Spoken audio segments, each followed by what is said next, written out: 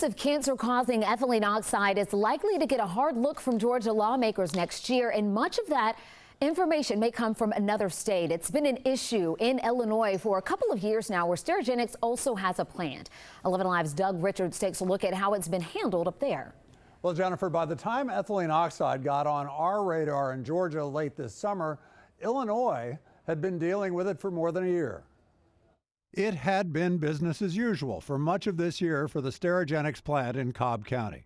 But as this plant continued using ethylene oxide to sterilize medical equipment, another Sterigenics plant in suburban Chicago was getting shut down by the state of Illinois for leaking the same chemical compound. We would like to see ethylene oxide emissions banned in the state of Illinois so that no community is affected in the way ours has been. Illinois' State Environmental Protection Agency lists 3 ethylene oxide using plants, all in suburban Chicago. The Sterigenics plant there is shut down, but 2 other plants north of Chicago are still in operation.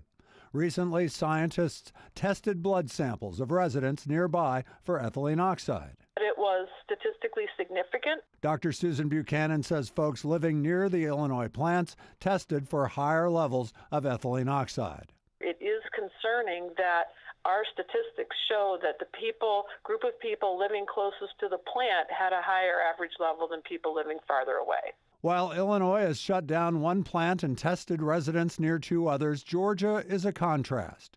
The state has 5 plants that use ethylene oxide. The Cobb County plant is temporarily closed, and no testing of residents near any of the Georgia plants has been reported. While Georgia's environmental regulators have monitored air quality and sanctioned companies like BD and Covington for leaks, the state is led by a governor who campaigned against government regulations. My chainsaw's ready to rip up some regulations, which Brian Kemp considers to be anti-business.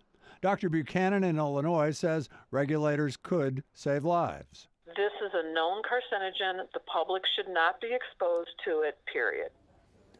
Dr. Buchanan says there is no proof that higher ethylene oxide levels found in people near the Illinois plants are caused by the emissions from the Illinois plants. She says there needs to be more testing, and she thinks Georgia might want to look into that too, Jeff. All right, Doug, thank you so much. If you're looking for more information on ethylene oxide and how Georgia fits into the national conversation, all you have to do is check out the new 11 Alive app.